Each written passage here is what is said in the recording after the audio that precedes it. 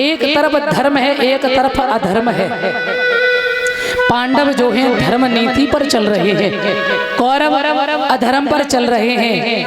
धीरे धीरे समय हुआ है तो कहते हैं जब महाभारत का समय आया है, दोनों दलों में युद्ध हुआ, 100 कौरव हैं, मगर कहते हैं ना सदा धर्म की जय जयकार होती है, धर्म की सदा विजय होती है। 100 कौरव 100 परास्त हो गए, सभी मारे गए, केवल दुर्योधन बचा है। दुर्योधन की जंघा टूटी पड़ी है, भीम ने अपनी गधा से जंघा को तोड़ दिया है। दुर्योधन पड़े हैं और बिलबिला रहे तो अश्वत्थामा आए। अश्वत्थामा ने आकर के पूछा, मित्रवर क्या बात है? बोले कौरव 100 सभी मारे गए, लेकिन पांडव 5 बाल बांका नहीं हुआ। मैं ये चाहता है मेरी कोई बदला कौन दे? अरे कोई पांडवों के सर काट के लाए तो मेरे मन को शांति मिले। अश्वत्थामा ने कहा चिंता ना करो, मैं जा रहा हूं। अश्वत्थामा चले और उन्होंने देखा इधर कुरुक्षेत्र में भगवान कन्हैया जो है पांडवों की सुरक्षा में खड़े हैं। घोर सर्दी का समय है, हवा चल रही है, भगवान पहरेदार बनकर के खड़े हैं दरवाजे पर, पीतांबर लहरा रहा है। और रात्रि में जब अर्जुन की निंद्रा खुली तो अर्जुन ने कहा, हे गोविंद क्या आपको नींद नहीं आ रही है? कन्हैया कहने लगे तुम्हें आ रही है? अरे बोले जिसकी नैया आपके चरणों में, फिर किस बात की चिंता? तो बोले आज यहाँ सोना ठीक नहीं है। पांडवों को भगवान ने उठाया और दूसरे कक्ष में लेटाया, बच्चे वहीं छोड़ दिए। अश्वत्थामा आया, 5 बच्चों के सर काट करके चला गया। दुर्योधन के सामने गया और कही महाराज आपको सबसे पहले किसका सर चाहिए? बोले मुझे पहले उस भीम का सर चाहिए जिसने मेरी जंघा तोड़ी है। तो सभी बच्चों के पांडवों जैसे ही चेहरा थे, जो भीम जैसे चेहरे का बालक था उसको निकाला और दिया। और मेरे सज्जनों जैसे ही दुर्योधन ने दबोचा तो सर फूट गया। प्रकाश में गए, दुर्योधन ने कहा जिस भीम पर मैंने 100 गधाओं का प्रहार किया और फिर भी उसका बाल बांका नहीं हुआ, और आज ये जरा से दबाने पर फूट गया, ऐसा क्यों? देखा प्रकाश में तो बच्चों के सर हैं, बड़ा दुख हुआ। कहते हैं दुर्योधन ने बच्चों के दुख में अपने प्राणों को त्याग दिया। श्री सूत जी कहते हैं, हे शौनकादिक ऋषियों, इधर जैसे ही सुबह हुआ द्रौपदी ने सोचा मेरे बच्चे नित्य प्रणाम करने आते थे, आज बात क्या है बच्चे नहीं आए। तो देखा है जाकर मेरे बंधुओं सभी बच्चों के धड़ पड़े हैं, सर एक भी नहीं है, रक्त की धारा बह रही। जा मैया को एक बेटा गुजर जाए उस माँ से पूछो, और जिस माँ के पूरे 5 के 5 बच्चे एक साथ मार दिए जाए। मैया द्रौपदी ने देखा गस आ गया, आज मैया करुण क्रंदन कर रही है। तब तक मेरे अर्जुन आए और गांडीवधारी अर्जुन ने देखा तो कहने लगे भद्रे क्या बात है? कहने लगे अभी भी पूछ रहे हो? ये देखिए क्या दशा है। द्वारकाधीश भी सामने खड़े हैं। द्रौपदी ने कहा हे गोविंद क्या आपकी करनी में कोई और कसर बाकी रह गई है? हे गोपाल, एक मैया के 5 बच्चे एक साथ मर जाएं उस माँ के लिए संसार में, फिर वो कैसे जीवित रहे?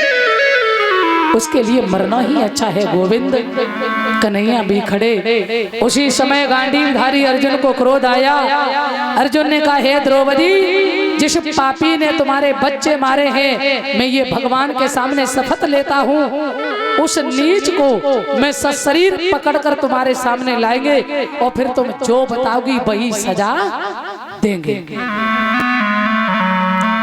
अर्जुन भगवान कृष्ण के साथ में चले और जैसे ही उसने आता हुआ देखा अश्वत्थामा ने कि अर्जुन हमें पकड़ने आ रहे हैं तो ब्रह्मास्त्र छोड़ दिया।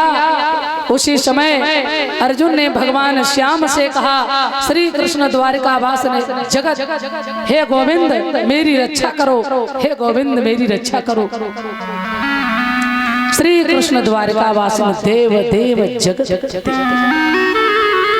भगवान कन्हैया कहने लगे, अर्जुन विष की औषधि विषयी होती है, इसने ब्रह्मास्त्र का प्रयोग किया है ना, तो आप भी ब्रह्मास्त्र का ही प्रयोग करिए। जैसे ही ब्रह्मास्त्र चलाया अर्जुन ने, तो कहते हैं दोनों आपस में टकरा के शांत हो गए। पकड़ लिया और द्रौपदी के सामने जब ले गए हैं अश्वत्थामा को, द्रौपदी के सामने खड़े हो गए। भद्रे, आप रोना बंद करिए। अरे जिस पापी ने तुम्हारे बालक मारे थे, मैं उसे पकड़ कर लाए हैं और तुम जो बताओ वही सजा देंगे। बताओ तो इसे जमीन में गाड़ के मारे, बताओ तो अग्नि में जला के, बताओ तो इसके मांस के टुकड़े टुकड़े कर दे। परंतु ध्यान रखना,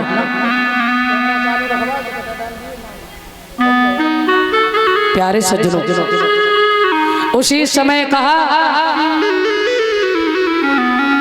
सूत जी सावधान करते हैं राजन, द्रौपदी को भगवान कृष्ण ने अपनी सखी कहा है।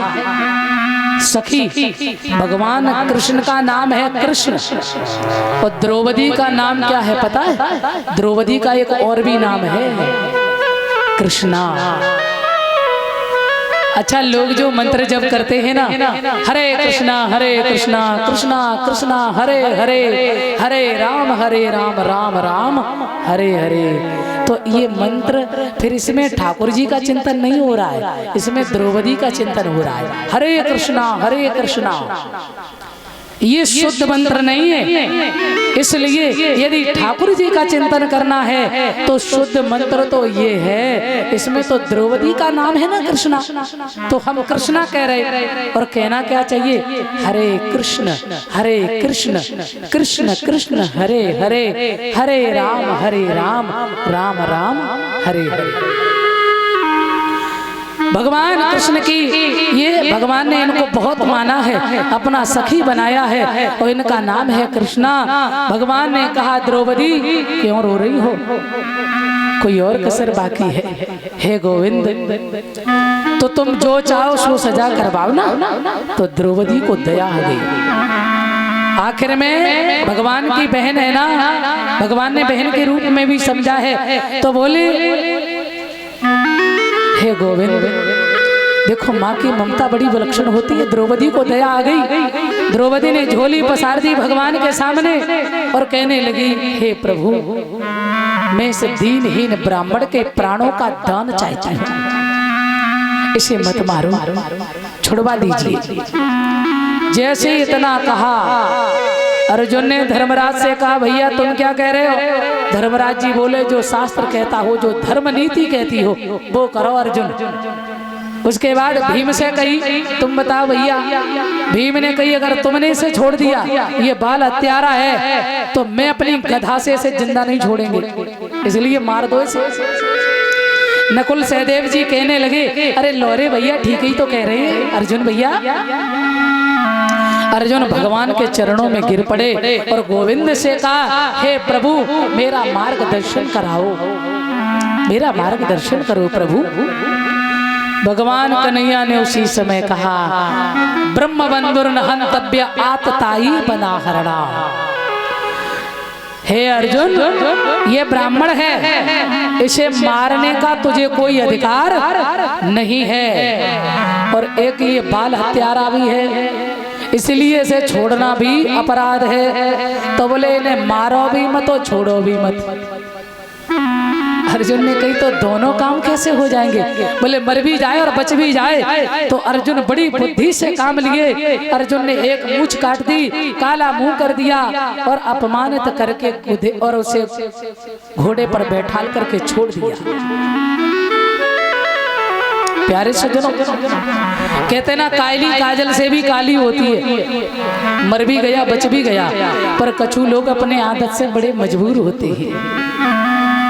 अश्वत्थामा अपने आश्रम में गया और वहां जाकर उसने सोचा, अरे अर्जुन ने थोड़ा अपमान ही तो कर दिया, तो क्या बिगड़ गया मेरा? ये तो एक सबुल्ली थी, हम तो बड़ी बड़ी सभा से आए निकल के। हाँ, पांडवों का नाश कर दिया मैंने, परंतु उसे याद आया, अरे नहीं, अभी तो अभिमन्यु की पत्नी उत्तरा गर्भवती है। हाँ, अभी तो एक अंश पांडवों का वंश जो है उसमें एक अंश बचा है। तो अपने आश्रम से बैठे बैठे अश्वत्थामा ने अग्नि बाण को छोड़ा।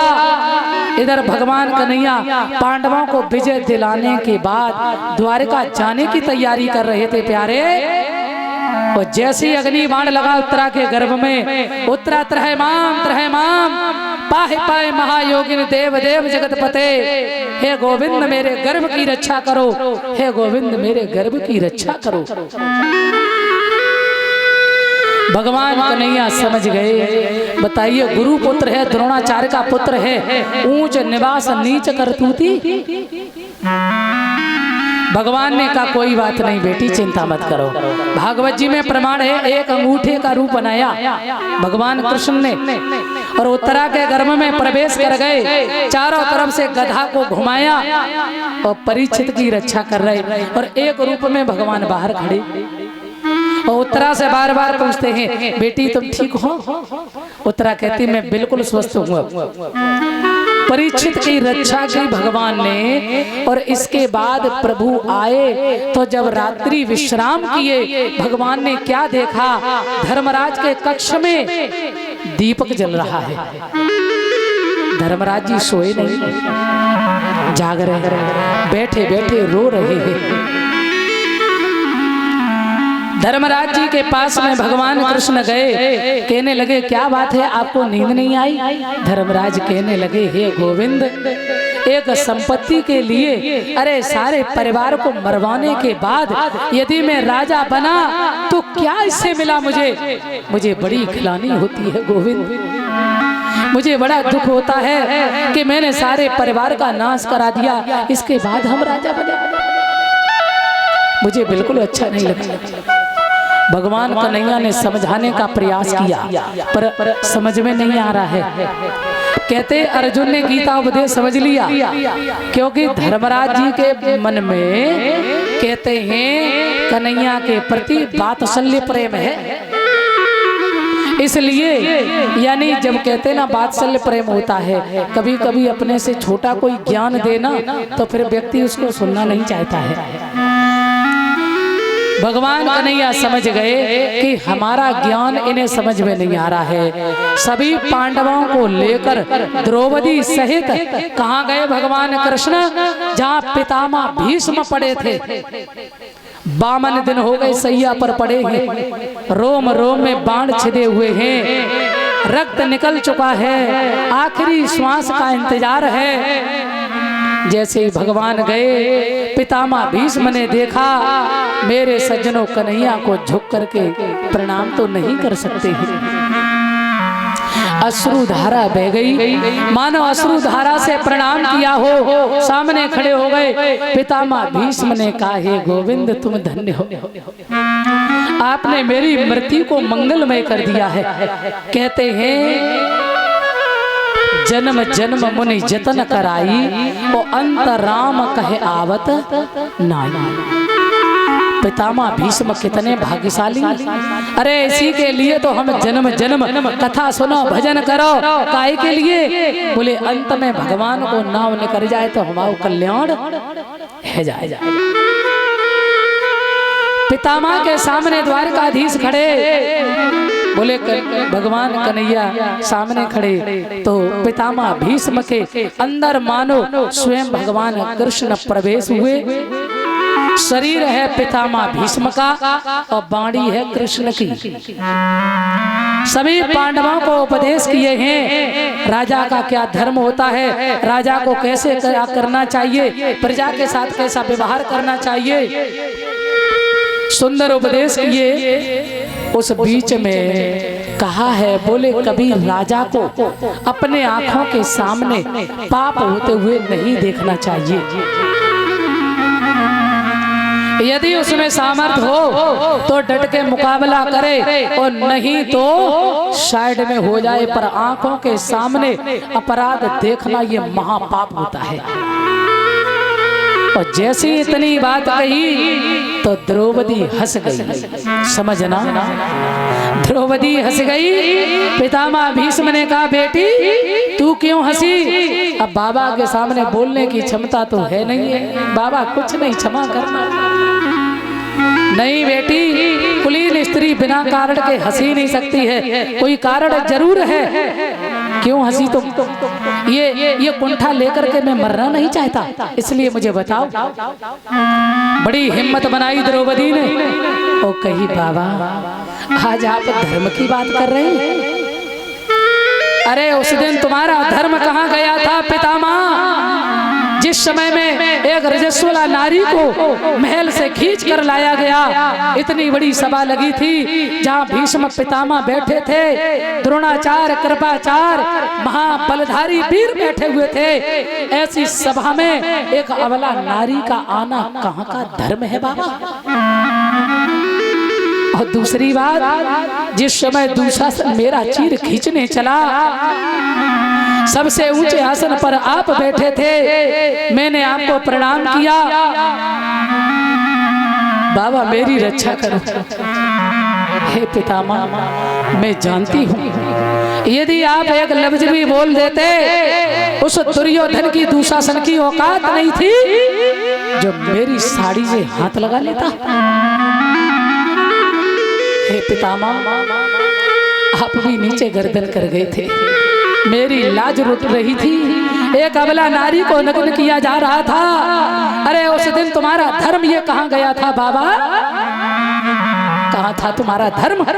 आज आप धर्म की बात कर रहे हैं। उसी समय जो महान पुरुष कभी जीवन में नहीं रोया, जिसे अपने 101 जन्म याद थे पितामह भीष्म को, आज हिलकियों से रो गए पितामह और कहने लगे बेटी मुझे क्षमा करना।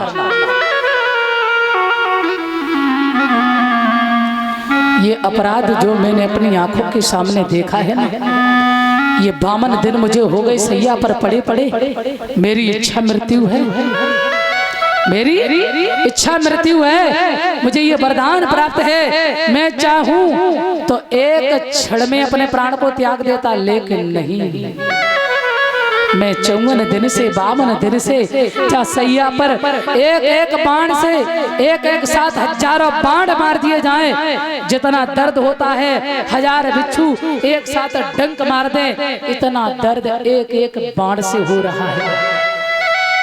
और मैं उस पीड़ा को सहन कर रहा था बेटी, केवल उसी पाप के पश्चाताप को करने के लिए जो मैंने नहीं बचा पाया था।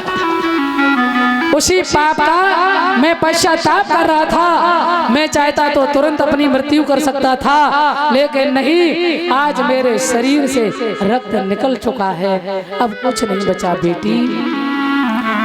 अब मैंने जो दुर्योधन का अन्न खाया था, उससे जो रक्त बना था, मेरी बुद्धि दुर्बुद्धि हो गई थी, दूषित हो गई थी। अब मेरी बुद्धि शुद्ध है बेटी, मुझे क्षमा करना। द्रौपदी कहने लगी पितामह मैं आपको कष्ट नहीं देना चाहती थी, मुझे क्षमा करना। इतना जैसे ही कहा, भगवान से कहा हे गोविंद अब मैं और किसी से नहीं, बस चलते चलते आपसे 2 बात कहना चाहते हैं। क्या? मेरी एक बेटी जो है मैं उसका विवाह आपके साथ करना चाहते हैं। बोले कौन सी? बोले मेरी मति रूपी बेटी जो है, हमारी ये बुद्धि रूपी बेटी जो है, उसका विवाह में आपसे करना चाहते हैं। हे गोविंद आप उसके पति बन जाओ, अब मेरी बुद्धि शुद्ध है, आप इसका वर्ण कर लो, मेरा कल्याण करो प्रभु। आज कन्हैया के सामने खड़े खड़े पितामह भीष्म ने अपने प्राणों को त्यागा। सभी पांडव दुखी हो गए।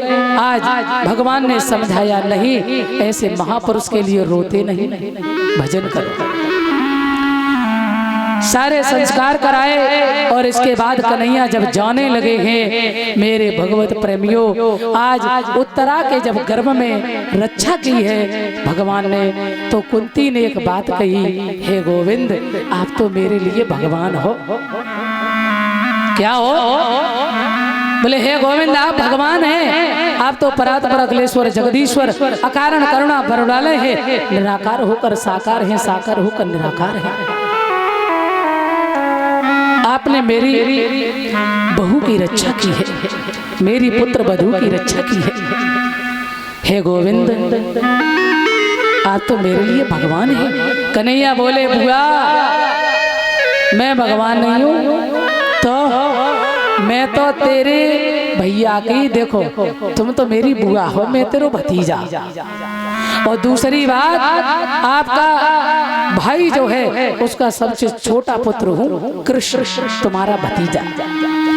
कुंती कहने लगी लाला यही तो तुम्हारी बड़ी खूबी है। अरे किसी को बाबा बनाते, किसी को बुआ, किसी को फूफा, किसी को चाचा, किसी को ताऊ। अरे तुम ये क्यों भूल जाते हो कि तुम ही सबके पर बाबा हो। हाँ कन्हैया कहने लगे फिर तो वरदान मांग लो, जो हम भगवान हैं।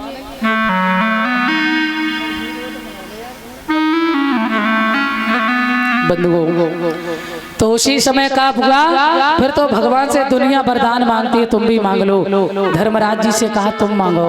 धर्मराज बोले हे गोविंद हम सदा धर्म की रक्षा करें और हमें कुछ नहीं चाहिए। अर्जुन से कही तुम कुछ मांगो। अर्जुन कहने लगे हे प्रभु आपने मुझे शिष्य रूप में माना है, वो शिष्य भाव आपके अंदर मेरे प्रति हमेशा बना रहे और कुछ नहीं। अच्छा तथास्तु ऐसा ही होगा। और इसके बाद में कहा नकुल सहदेव से बोले तुम भी कुछ मांग लो।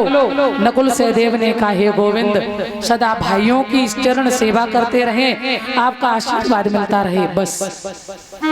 भीम से कही तुम बताओ, तो भीम कहने लगे लोग कहते हैं कि खाता बहुत है, आधे में भीम और आधे में पूरा घर। तो बोले प्रभु जी ऐसा वरदान देव जो खाते पीते खूब तुम्हारा भजन करे। भगवान ने कही ऐसा ही होगा। अब बारी आई है भगवान कृष्ण की बहन जिसका नाम है सुभद्रा। भगवान ने कही बहन मांग लो। अब यहाँ तो बड़ी मुसीबत की बात आ गई। सुभद्रा से जब कही, अब देखो आजकल अगर किसी का भैया भगवान हो तो हमें तो ऐसी लग रही कि बहन तो सीधे सुप्रीम पावर ही मांगे, हटाओ प्राइम मिनिस्टर को तो हमें बैठाई दे। ध्यान रखना। पर भगवान कृष्ण ने सुभद्रा से कहा मांग बहन, तो सुभद्रा ने एक ही बात कही कृष्ण तुदीय पद पंकज पंजरांते अद्दैव में वसत मानस राजहंस प्राण प्रयाण समय कभवित्त बातय कंठावरोधन विदौ स्मरणम कुतस्ते। आपके चरण है पिंजड़ा और मेरा मन है राजहंस। मैं एक ही बात चाहते हो गोविंद, मेरा ये मन रूपी राजहंस आपके चरण रूपी पिंजड़ा में आज ही जाकर के फंस जाए। बोल गोविंद भगवान की। कहने लगे धन्य हो बहन। भगवान ने हृदय से लगायो और पांडवों के सामने बहन को धन्यवाद कर रहे, मानो ये कहना चाहते हैं आखिर में हमारी बहन है, कोई साधारण बात थोड़ी है। हाँ कोई संसार की चीज थोड़ी मांगती है। तो बोले क्या मांगा? कृष्ण चरणों की भक्ति। अब बारी आई कुंती की। अरे बुआ तुम मांग लो। तो कुंती ने क्या कहा हे गोविंद देना चाहते हो तो एक ही चीज देव। क्या? बोले दुख। भगवान कन्हैया कहने लगे दिमाग ठिकाने है कि नहीं? कुंती के चरित्र पर थोड़ा ध्यान देंगे। ये किसकी पुत्री है? सूरसेन की। परंतु ध्यान रखना बंधुओं, इनका पालन पोषण कहाँ हुआ? राजा कुंत भोज ले गए और कुंत भोज ने इनका पालन किया, नाम रख दिया कुंती। कहीं जन्म कहीं पालन। और जब शादी हुई तो ऐसा पति मिला पीलिया का मरीज, जिसे श्राप लगा था ऋषि का कि तुम सहवास की कामना से पत्नी के पास जाओगे तो तुम्हारी मृत्यु हो जाएगी। विवाह हुआ। माद्री इतनी सुंदर थी। एक दिन पांडव महाराज अपने मन को नहीं रोक पाए। कहते हैं माद्री के पास में गए तो राजा पांडु की मृत्यु हो गई। सब देवतन से बेटा पैदा हुए कुंती के, सूर्य से, इंद्र से, ये सब पांचों पांडव जो थे। देवताओं से पुत्र हुए माद्री के भी कहते 5 पांडव है और ऐसी विषम परिस्थिति में पति मर गया, कैसे पत्नी उनका पालन करे, और वो भी 100 कौरव पांडव 5 100 कौरव हमेशा पीछे ही पड़े रहते हैं। मेरे भगवत प्रेमियों, कभी लाक्षागृह में पहुंचाना, कभी अग्नि लगवाना, कभी जुआ में हराना, कभी द्रौपदी को नग्न करना, कोई न कोई षड्यंत्र करते रहते हैं। भगवान कन्हैया बोले और मैया, हे कुंती बुआ, अरे इतना जीवन में तुझे दुख मिला और इसके बाद भी तेरा जवान बेटा पुत्र कर्ण तेरी आंखों के सामने मारा गया और फिर भी तू दुख से ना भरी माँ। अरे बुआ, फिर भी तूने आज मांगा तब दुख। तो कुंती कहने लगी, हे गोविंद, सुख के माथे सिल पड़े जो हरि हृदय से जाए, बलिहारी बात दुख की जो पल पल नाम जपाए, विपदो नैव विपदः संपदो नैव संपदः, विपदः विस्मरणं विष्णो संपत्ति नारायण विस्मृति। कुंती कहती है, गोविंद मैंने मान लिया कि दुख दिया, परंतु जितना दुख आया है, जब जब संकट आया, तब तब आपने हमारे बच्चों की रक्षा की कि नहीं? आपने महाभारत जैसा सागर भी पार करवा दिया, आपने सदा कृपा की। और जब दुख आता है तो व्यक्ति भगवान को याद करता है। हे गोविंद, अरे उस सुख को लेकर मैं क्या करेंगे जिसमें आपका विस्मरण हो जाए। मेरे लिए सबसे बड़ी संपत्ति क्या है? दुख। क्यों? जितना दुख आएगा उतनी तुम्हारी याद रहेगी, और जितनी तुम्हारी याद रहेगी उतना ही हमारा कल्याण होगा। इसलिए मैं दुख को बार बार बलिहारी जाऊं, मैं उस सुख को नहीं चाहती हूँ। ऐसे सुख पे सिल पड़े जिससे मेरे हरि हृदय से निकल जाए। मैं तो बार बार उस दुख को मांगती हूँ जिसमें तुम्हारा सुमिरन है, और तुम आओगे तो मेरी रक्षा अवश्य होगी। भगवान ने कही, ठीक है बुआ, फिर भी कुछ मांग ले। तो कहने लगी, बस मेरे मन को वैराग्य हो जाए। बोल गोविंद भगवान की। आज अर्जुन के साथ में भगवान द्वारिका गए और इधर परीक्षित का जन्म हुआ। भगवान बधाई देने आए हैं। परीक्षित जन्म लेते ही चारों तरफ ये देख रहे, इनका नाम परीक्षण क्यों पड़ा? परीक्षित। जन्म लेने के बाद ये पालती लगाकर बैठ गए और इधर उधर देख रहे हैं। ऐसा लग रहा है जैसे कोई वस्तु खो गई हो, किसे ढूंढ रहे। परीक्षित जी सोच रहे, अरे वो कहाँ गया सांवला सलोना जो गर्भ में मेरा दर्शन मुझे देने गया था और जो गर्भ में मेरी रक्षा करने गया था, वो दिखाई नहीं दे रहे। और जब द्वारका से भगवान आए और जैसे ही कन्हैया ने गोद में लियो, सोई परीक्षित खिलखिला के हंस गए।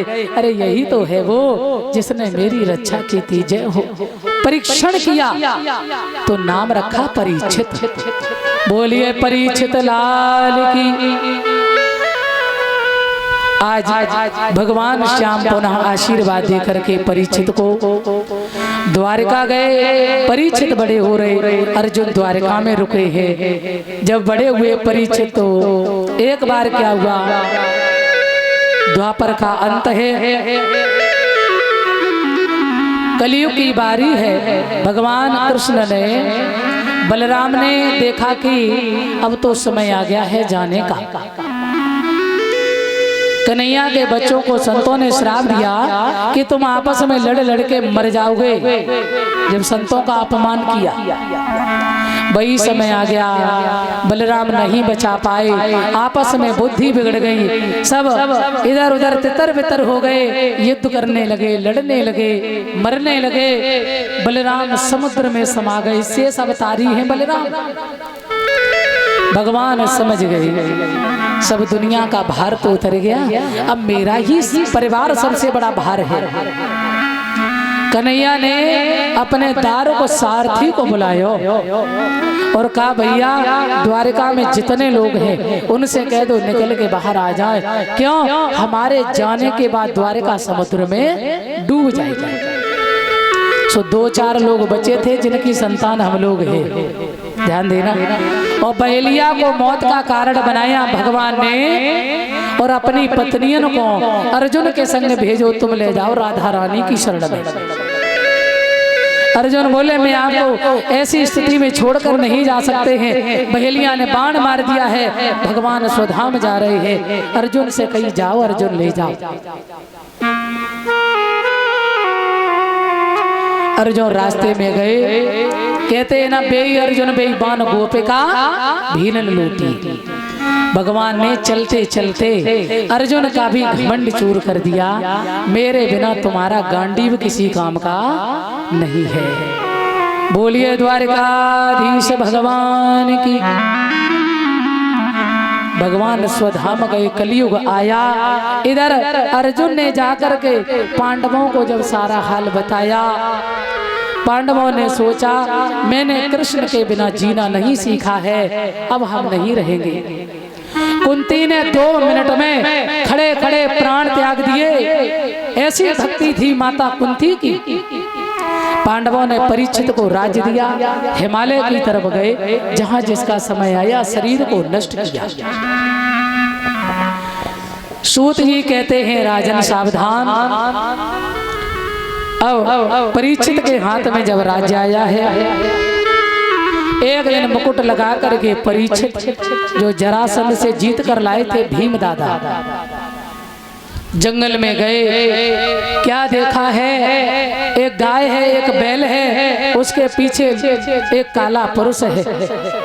कभी गाय को मारता, कभी बैल को मारता है।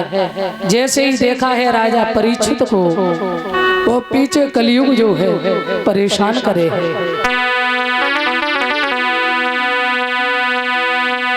गाय बैल ने जैसे ही देखा परीक्षित की शरणागति हो गई और कहा कि कौन है आज मेरी लाज बचाने आए, आज मेरी लाज बचाने आए, कौन है आज मेरी लाज बचाने आए। धर्म के नाम पे बलिदान चढ़ाने आए, धर्म के नाम पे बलिदान चढ़ाने आए, धर्म के नाम पे बलिदान चढ़ाने आए। कौन है आज मेरी लाज बचाने आए, हाय बचाने आए, लाज बचाने आए। और डूबती नाव को तो हाथ लगाने आए, डूबती नाव को तो हाथ लगाने आए। कौन है आज मेरी लाज बचाने आए।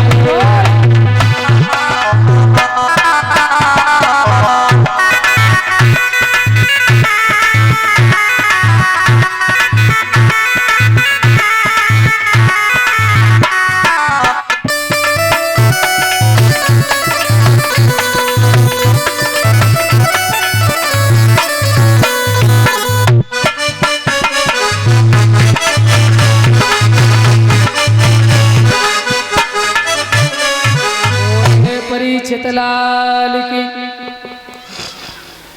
प्यारे सज्जनों, जैसे ही देखा गाय बैल ने कहा ये बैल कोई साधारण नहीं है, धर्म है। और मैं कौन हूँ? मैं पृथ्वी हूँ। ये पीछे काला पुरुष जो है ये कलयुग है। महाराज सतयुग त्रेता रहा, द्वापर रहा, हम सब ठीक रहे, और इस कलयुग पापी के आते ही परेशान हो गए। हमारे धर्म की रक्षा करो नाथ। परीक्षित ने कहा हमारे राज्य में इतनी बड़ी तुम्हारी औकात? अरे तुम्हारी हिम्मत कैसे हो गई? बोले आप चिंता ना करो, आपकी रक्षा हम करेंगे। और कलयुग को मारने चले। जैसे कलयुग को मारने चले हैं तो कलयुग परीक्षित की शरणागति हो गए। नते गुणा केश यशोधराणा बद्धांजलिरवै भयमस्त किंचित शरणागति हो गए, त्रहा माम रक्षा करो। सतयुग त्रेता द्वापर सबके नए जगह, और हमारे आते ही आप मार रहे हैं। बोले तब तो अच्छा काम होता था, तुम्हारे आते ही बुरे काम। बोले अबे तो हमारी शुरुआत है।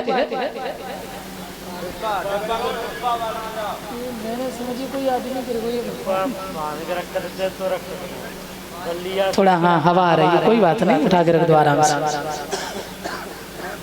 बोल गोविंद भगवान की।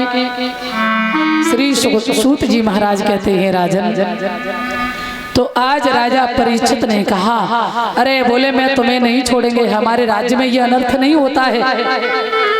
कलियुग ने कहा महाराज हमारे अंदर अवगुण तो है, पर एक गुण बहुत अच्छा है।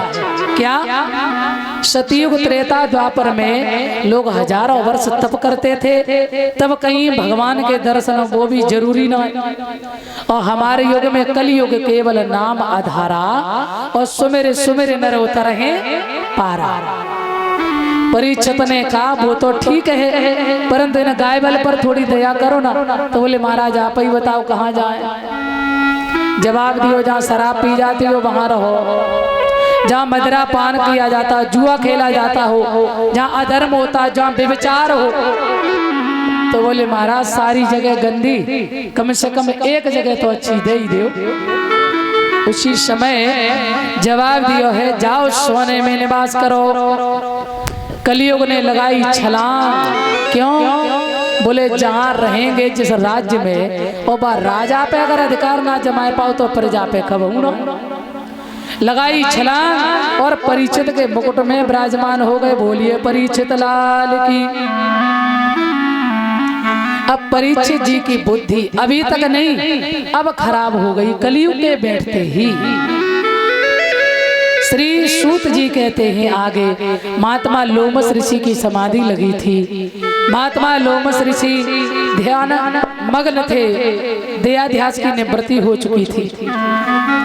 परीक्षित पहुंचे आश्रम में। परीक्षित ने सोचा हमें भूख लगी, प्यास लगी, अरे इन महात्माओं की हम बड़ी सेवा करते हैं, तो ये महात्मा हमारी सेवा अवश्य करेंगे। परंतु उन्हें दयाध्यास की निवृत्ति हो गई। परीक्षित को ऐसा समझ में आया कि महात्मा जी ने हमारा तो ध्यान ही नहीं दिया। इन्हें हमें देखकर मुझे लग रहा है इन्होंने आंख बंद कर ली है। आए, मरा सर्प उठाया, गले में डाला, परीक्षित चले गए। और महात्मा समी के पुत्र श्रृंगी ऋषि को जब पता चला है हमारे पिता के गले में मरा सर्प परीक्षित ने डाला, क्रोध में आकर के श्राप दे दिया है। बोले मैं श्राप देते हैं यही तक्षक जिंदा होकर के साथ में रोज डस जाएगा। परीक्षित घर गए, मुकुट उतार के रखा, और जैसे ही मुकुट हटाया सोई बुद्धि ठिकाने। अरे राम राम, मैंने तो संत का अपमान कर दिया है, संत का अपराध कर दिया है। परीक्षित को बड़ा दुख हुआ। इधर महात्मा लोमस ऋषि की समाधि खुली। उन्होंने कहा बेटा श्रृंगी ऋषि क्यों रो रहे हो? अरे बोले राजा भी अधर्मी हो गए, राजा परीक्षित ने मरा सर्प डाला आपके गले में।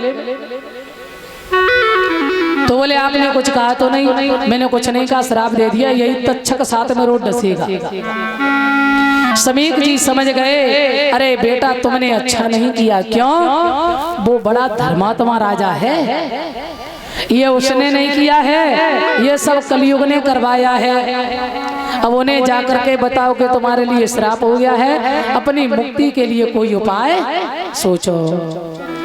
आज उस बच्चे ने जाकर के जब खबर दी, परीक्षित अपनी पत्नी को पास में बुलाए और एक बात कही राजा परीक्षित ने, देवी आज मुझे बहुत खुशी है।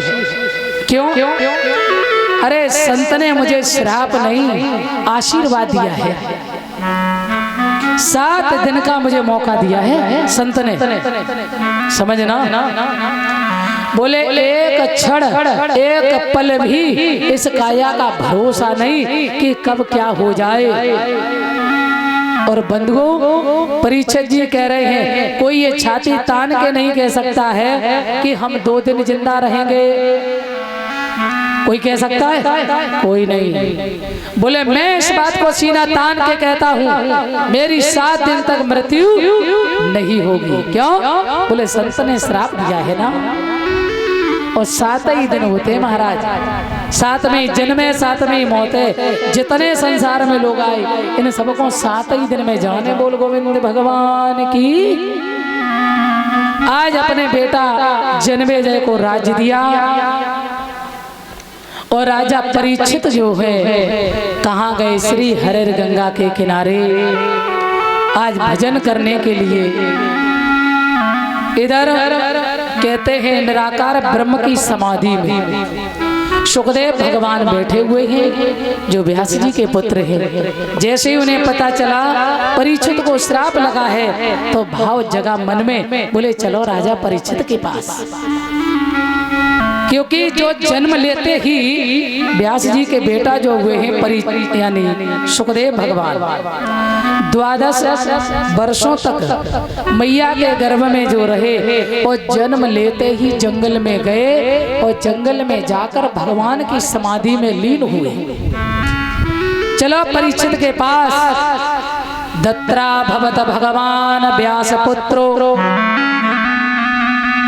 यद्रक्ष्यागामट मानो नपेक्षा अलक्ष लिंगई निजलावतुष्टो व्रतस्य बालर अवधूत वेश। केवल 4 अंगुल की कॉपी शरीर में है, और रंगई बाबा है। आ रहे हैं मस्त फकीर, जिन्हें स्त्री पुरुष का कोई भान ही नहीं है। और कहाँ? राजा परीक्षित की जहाँ सभा लगी थी पहुंच गए। बड़े बड़े ऋषियों ने, बड़े बड़े महान पुरुषों ने ये निश्चित नहीं कर पाया परीक्षित का कल्याण कैसे हो। और जैसे ही सुखदेव जी आए तो उसी समय कहते हैं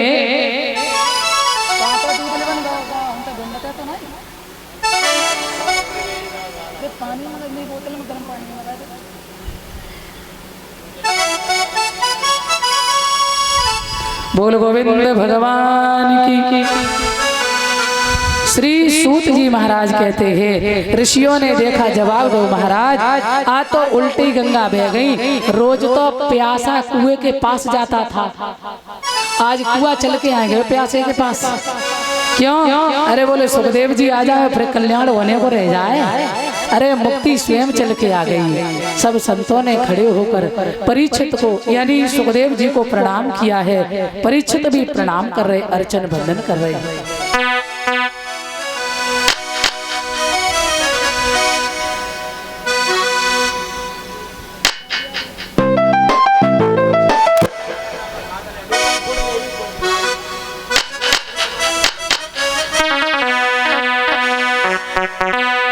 क्या हुआ?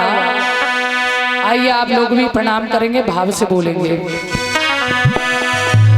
हरि की कथा सुनाने वाले,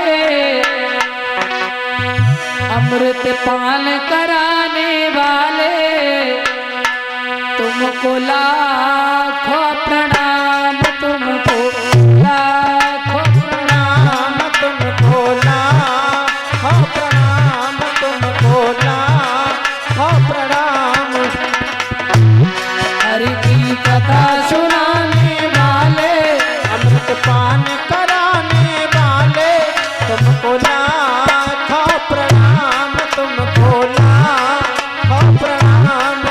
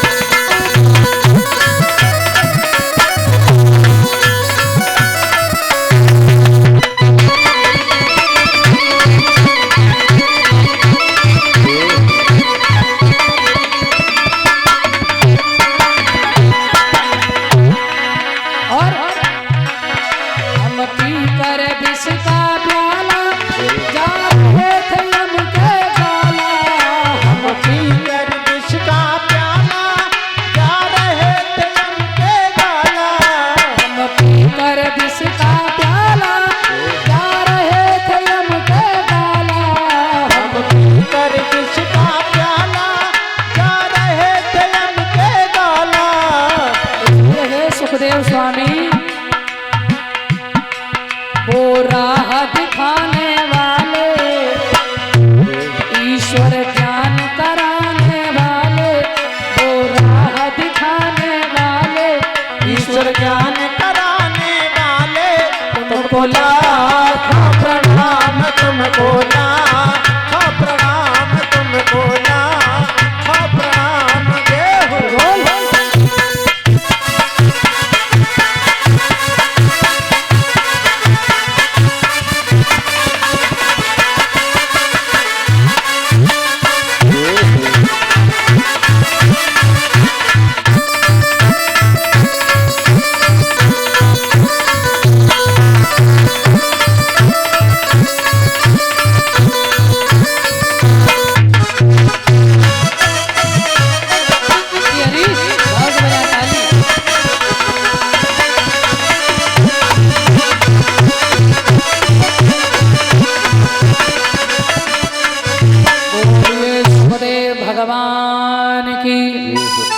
सुखदेव जी को प्रणाम किया, अर्चन बंदन किया।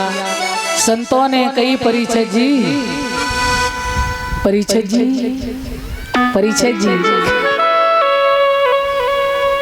परीक्षित जमाए मगर मस्त है तो आ जाइए। बोले परीक्षित जी ज्यादा अर्चन बंदन के चक्कर में ना पड़ो, जे ऐसो फकीर संत है जे चलो जाएगो, अपनी बात कहो। तो उसी समय परीक्षित ने सुखदेव जी को व्यास मंच पर बिठाया और नीचे अपना आसन लगाया और एक बात कही, बोले महाराज 7 दिन में जिसे मरने का श्राप लगा हो, अतः प्रक्ष्याम संसिद्धिम योगिनाम परमम गुरुम। हे मुनियों के गुरु, मैं आपको प्रणाम करके एक बात कह रहे हैं। क्या? बोले जिसे 7 दिन में मरने का श्राप लगा हो उसकी मुक्ति कैसे हो? तो बोले इसके लिए सबसे बढ़िया उपाय है, चारों तरफ से मन हटाओ और भगवान के चरणों में लगा दो।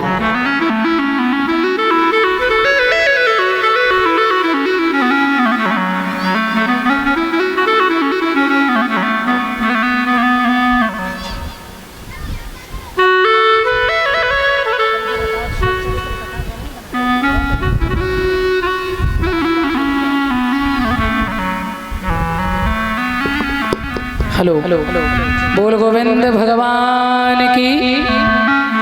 सुखदेव जी बैठ गए। परीक्षित ने कहा, बोले महाराज ऐसी कथा सुनाओ जो 7 दिन में मरने वाले प्राणी का कल्याण हो। सुखदेव जी ये बात सुनकर के बड़े गदगद हो गए और क्या कहा, बरियाने सते प्रश्न क्रतो लोक हितो नृपा आत्मवित संबत पुंसा श्रोतव्याधि सुय परः। जवाब दिया, बोले आपने बड़ा अच्छा प्रश्न किया परीक्षित लाल। अरे ये केवल अपने लिए नहीं, ये लोक हितकारी प्रश्न है, सर्वजन कल्याण के लिए आपने प्रश्न किया है। आप धन्य है। बोले इसके लिए तो एक ही उपाय है, चारों तरफ से मन हटा करके भगवान के चरणों में लगा लीजिए। और सबसे पहले सृष्टि वर्णन की कथा को सुनाया श्री सुखदेव भगवान ने। बोले जब संसार में कुछ भी नहीं था, केवल शून्य था, शून्य, उस शून्य से भगवान शिव ने क्रिया की तो 3 ब्रह्म हुए हैं, ब्रह्मा विष्णु महेश। ब्रह्मा से कहा तुम जगत करता हो। देखो ब्रह्मा को अपने आपका बोध नहीं है। भगवान आए और ब्रह्मा को उनके स्वरूप का ज्ञान कराया और कहा तुम्हारा नाम है विधाता। और यहीं पर चतुश्लोकी भागवत उन्हें प्रदान की है, वरदान दिया है भागवत प्रदान की। और विष्णु भगवान से कहा तुम हो पालन करता, और शंकर से कही तुम हो संहार करता। ध्यान देना।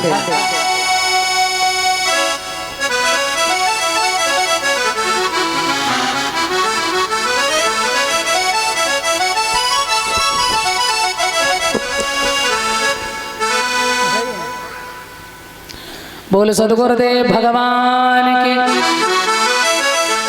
मेरे श्रोता बंधुओं, ब्रह्मा जी ने 5 भौतिक सृष्टि की है। उसमें चीटा चीटी आदि बनाए 5 तत्व की सृष्टि।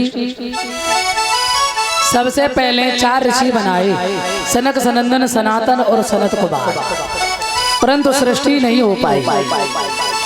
अब ब्रह्मा जी ने 1 वर्ष 2 वर्ष नहीं 100 वर्ष भगवान नर्मदेश्वर की तपस्या की। 100 वर्ष नर्मदेश्वर समझ रहे?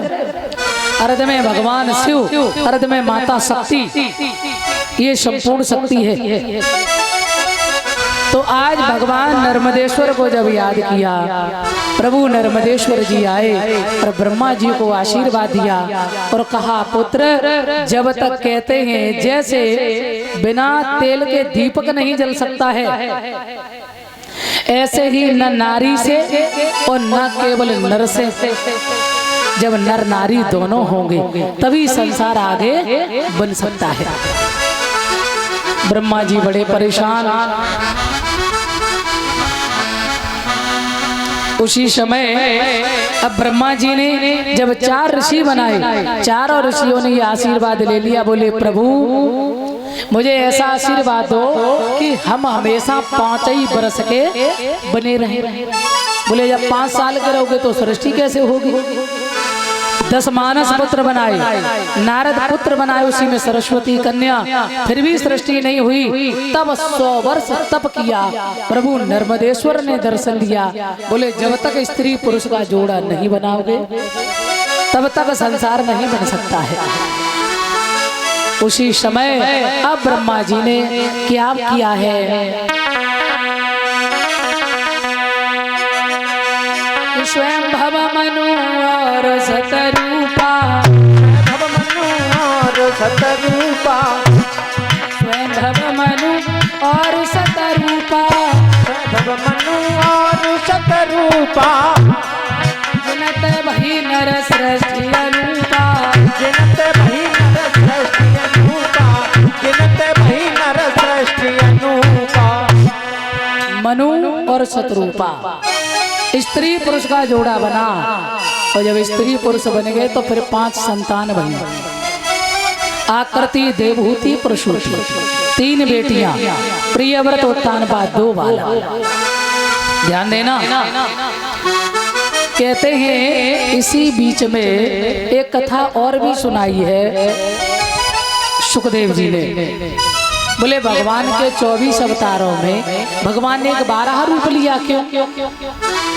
क्योंकि एक बार पद्म पुराण में कथा आती है,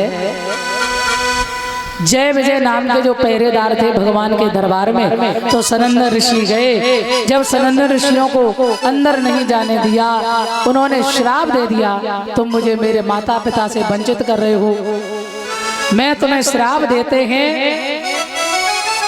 क्या? बोले, तुम राक्षस हो जाओ। जब इतना कहा, बोले, मेरा कल्याण कैसे होगा?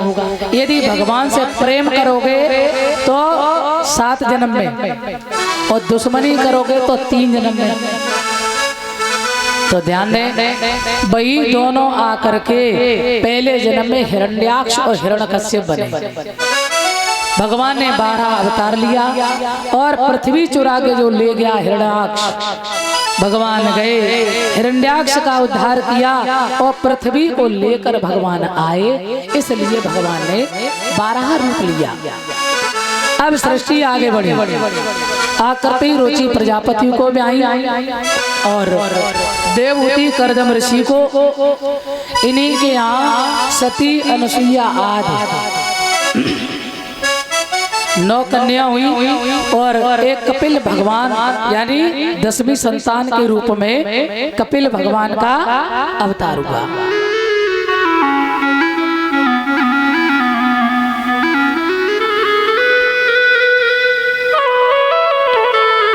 बोलिए सच्चिदानंद भगवान की। कपिल भगवान ने माता देवहूति को सांख्य शास्त्र का उपदेश किया है। सिद्धदा नाम की नदी बनकर के माता बह गई। इनका वंश आगे नहीं बढ़ा है। और प्रसूति में आई गई राजा दक्ष को। इनके यहाँ 60 कन्या भई। उन 60 में सबसे छोटी कन्या जो है वो है माता सती। आ जाइए, माता सती जो है ये भोले बाबा को ब्याही, यानी भोले बाबा को ब्याही गई थी। लिखा है गोस्वामी तुलसीदास ने। यहाँ रामचरितमानस का प्रसंग आया है। एक बार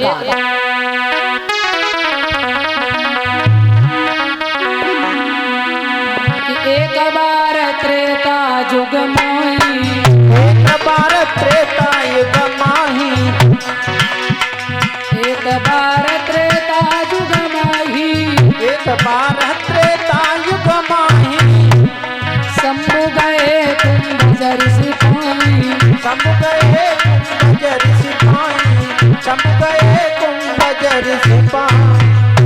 एक बार भगवान भोलेनाथ माता सती को लेकर कहाँ गए? कुंभज ऋषि के यहाँ सत्संग सुनने। मेरे भगवत प्रेमियों, और जब भोले बाबा गए तो यहाँ कहते हैं त्रेता में भगवान श्री राम जब लीला करने आए, राम का हुआ विवाह। और जब वनवास हुआ भगवान राम को, पंचवटी से माता सीता का जब हरण हुआ तो राम ढूंढते हुए जा रहे हैं। इधर भोलेनाथ कुंभज ऋषि के यहाँ सत्संग सुनने गए तो मैया को यहाँ पर संशय हो गया। ध्यान देना, जैसे ही संतों ने देखा सो भोले बाबा और मैया का पूजन किया, माला पहनाई, बड़ो आदर सत्कार करो, आरती की। मैया सती को जे संशय हो गई, जब जे हमारे पति की सेवा में लगे और हमारी अर्चन बंदन कर रहे तो जे कथा का सुनी हमें, ये संशय हो गया। मैया ने मन से कथा ना सुनी, भोले बाबा ने मन से कथा सुनी। इधर जब कथा विराम हुई तो कहते संग सती जगत जननी भवानी, माता सती साथ में गई। और कहते हैं भगवत प्रेमियों, मैया ने जब ना कथा सुनी, कथा विराम भई, भोले बाबा ने विदा लई।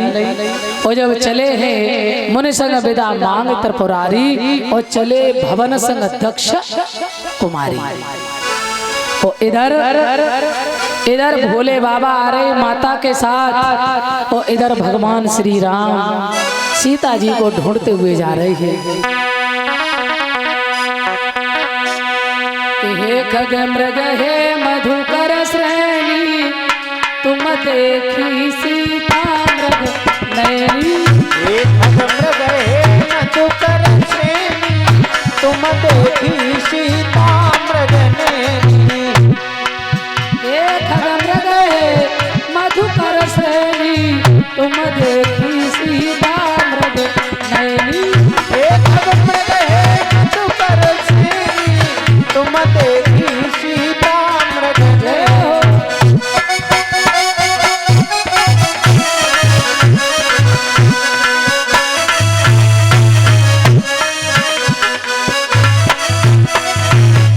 चारों तरफ ढूंढ रहे, खगों से, मृगों से, जीव जंतुओं से, वृक्षों से पूछ रहे, मेरी सीता को तो नहीं देखा, मेरी जानकी को तो नहीं देखा, मेरी प्राण वल्लभा को तो नहीं देखा। और एक जगह नहीं, बाहुरी बन पूछे मृग नहीं। और हे खग मृग हे मधुकर श्रेणी, चारों तरफ ढूंढते हुए जा रहे। तो मेरे सज्जनों कहाँ पहुंचे? जहाँ भोले बाबा आ रहे थे माता सती के साथ। और भोले बाबा मन में सोच रहे हैं, जिन प्रभु की हमने कथा सुनी, अगर वो नहीं के दर्शन और हो जाए तो सोने में सुहागा। भोले बाबा आ रहे माता के साथ। इधर सती जी ने देखा, भोले बाबा ने राम को यानी देखो सम्मान कियो, और राम ने भोले बाबा को प्रणाम कियो। दोनों ने दोनों को आदर कियो। माता को संशय हुई, बाबा ये जरा जरा से बालक और तुमने प्रणाम क्यों कर रहे हो? उसी समय भोलेनाथ ने कही, देवी ये बालक नहीं है, ये भगवान है, ये दशरथ नंदन है, अयोध्या वासी हैं, राम जी हैं। मैया बोली राम जी हैं? अच्छा तो ये कौन से राम हैं? एक है परशुराम, एक है बलराम, और एक ये राम, ये भोगी पुरुषों की भांत रो रहे हैं। ये कौन से राम है ये बताओ? बोले ये वही राम है जो योगियों के हृदय में सदा रमण करते हैं। ये वही राम है जिनका हम लोग चिंतन करते हैं। देवी संशय मत करो। मैया बोली पर बाबा एक बात सुन ले, जे बे भगवान सर्वत्र व्यापक हैं, रमणियों के ये योगियों के हृदय में रमण करने वाले हैं। हाँ जी बिल्कुल, ये सच्चिदानंद है। अगर ये वही भगवान तो रोए काय को रहे? मैया को संशय हो गई, काय को रो रहे? बाबा बोले इनकी पत्नी को हरणे गो। अरे तो जब ये भगवान ही है फिर इन्हें पता हो वो चाहिए ना पत्नी है कहाँ। हाँ उसी समय ध्यान रखना। भोलेनाथ समझ गए मुझे ऐसा लग रहा है एक तो गलती करी आई और अब सती दूसरी गलती करने जा रही है। इन्हें भगवान पर संशय हो रहा है। अरे सती जी ये वही राम है जिनका हम स्वयं चिंतन करते हैं, इसलिए विश्वास करो। मैया बोली पर हमें भरोसा नहीं। भगवान है कैसे भगवान? मैं इनकी परीक्षा लेंगे। बोले बाबा ने कहीं मान जाओ सती, जो तुम्हारे मन अति संदेह तो किन जाई परीक्षा लेऊ। जो तुम्हारे मन अति संदेह तो किन जाई परीक्षा लेऊ। जो तुम्हारे मन अति संदेह तो किन जाई परीक्षा लेऊ। जाई परीक्षा लेऊ तो किन जाई। हे सती जी मान जाओ, और ना मानती हो तो फिर भाई तुम्हारी इच्छा। परीक्षा लेने मैया बोली में जाएंगे परीक्षा लेने। हाँ बाबा ने बहुत समझायो, ना मानी माता सती। बोले नाथ को बड़ा दुख हुआ। बोले जाओ जब तक तुम लौट कर नहीं आओगी तब तक हम यहीं बैठेंगे। सती जी जाओ। अब सती ने मन में सोची अगर ये भगवान होंगे तो पहचान लेंगे, और नहीं भगवान होंगे तो क्या करेंगे? बोले हम सीता जी को रूप बनाएंगे। भगवान होंगे तो पहचान लेंगे, और नहीं होंगे तो हाय सीते करके हमें गले से लगा लेंगे। तो उसी समय माता सती ने देखो कैसी बुद्धि। हाँ बताया है जैसे ही पास में पहुंची सीता को रूप बनायो माता सती ने। ओ सती सीता रूप बनायो है और गई ब्रह्म परीक्षा लेने। सती सीता रूप बनायो है गई ब्रह्म परीक्षा लेने। सती सीता रूप बनायो है गई ब्रह्म परीक्षा लेने। गई ब्रह्म परीक्षा लेने, गई ब्रह्म परीक्षा लेने। गई ब्रह्म परीक्षा लेने, गई ब्रह्म परीक्षा लेने। सती सीता रूप बनायो है गई ब्रह्म परीक्षा लेने। सती सीता रूप बनायो है गई ब्रह्म परीक्षा लेने।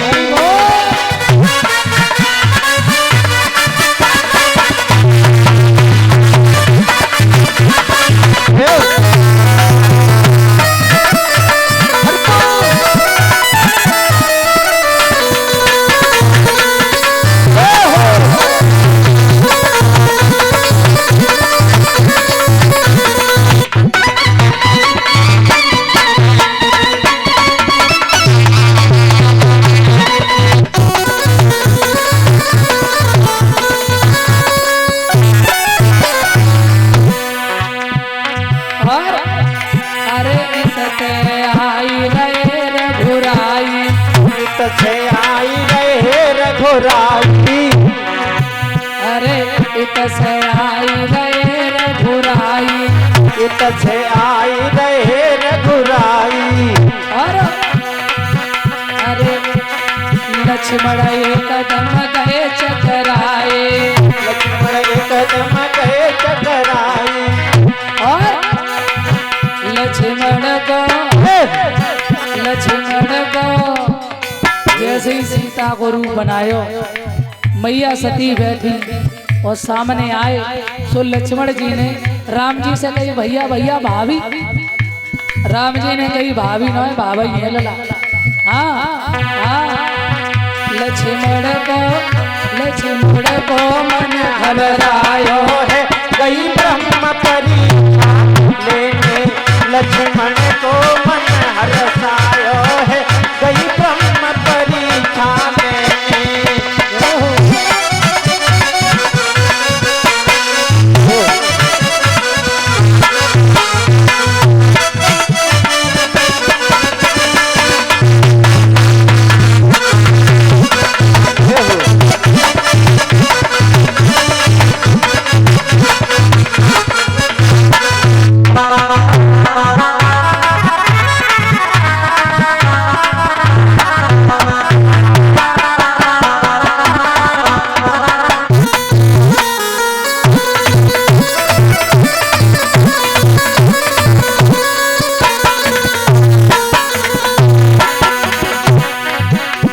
सीता रूप बनायो कई ब्रह्म परीक्षा। सती सीता रूप बनायो है कहीं ब्रह्म परीक्षा लेने।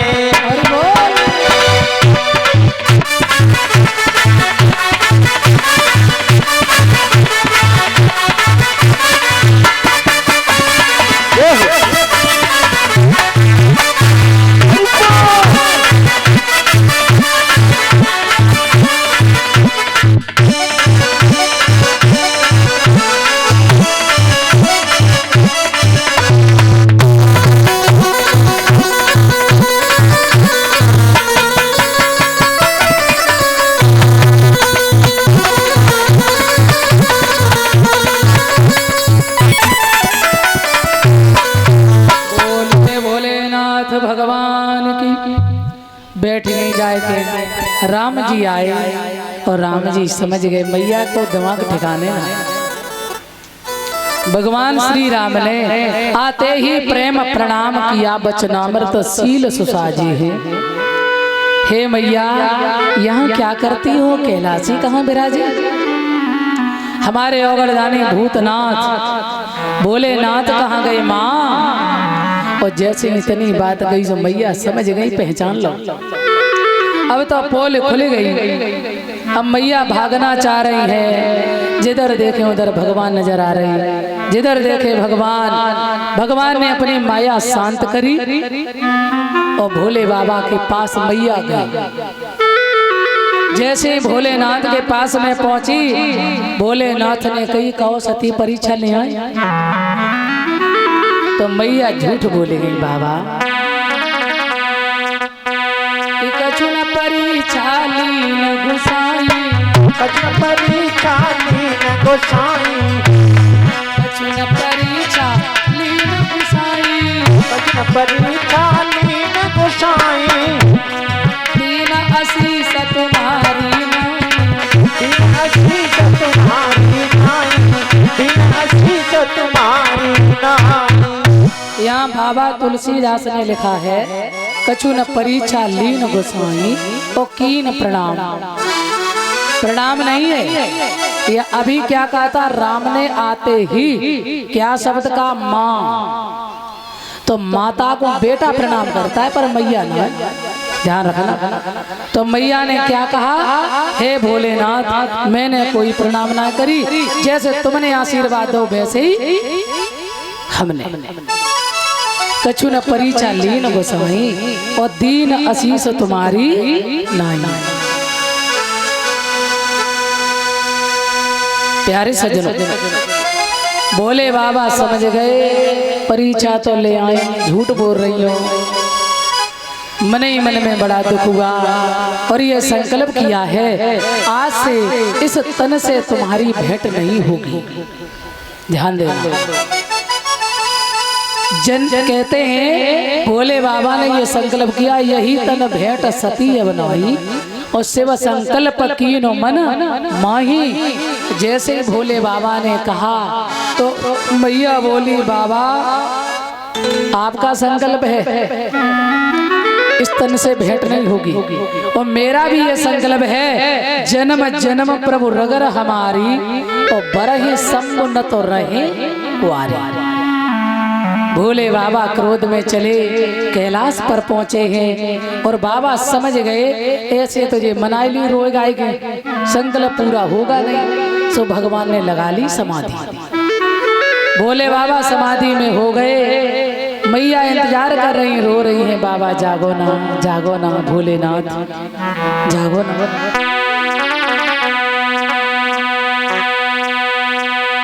रो रही है माता, ओ प्रीतम नए जागे,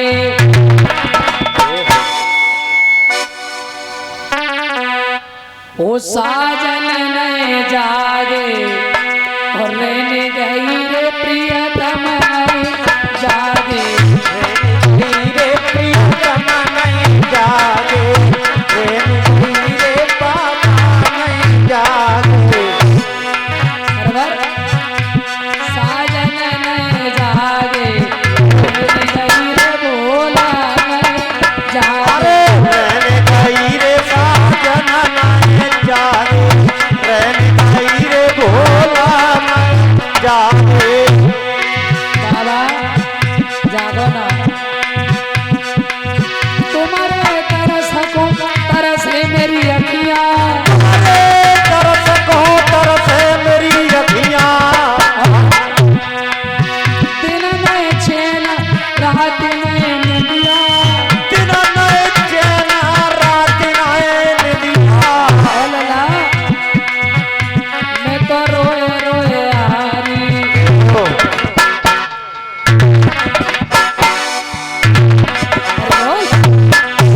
मैं तो रोए रोए हारी, रहने गई रे साजन नए जागे। रहने गई रे साजन नहीं जागे, रहने गई रे बाबा नहीं जागे।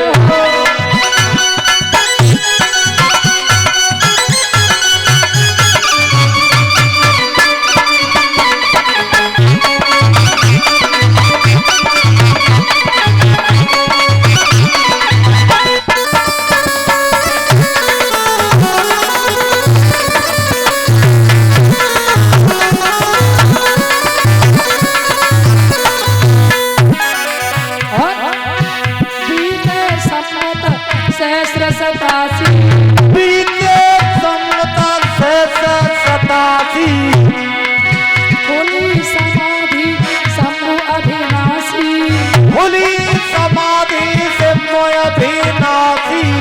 और मैं तो रोए रोए हारी,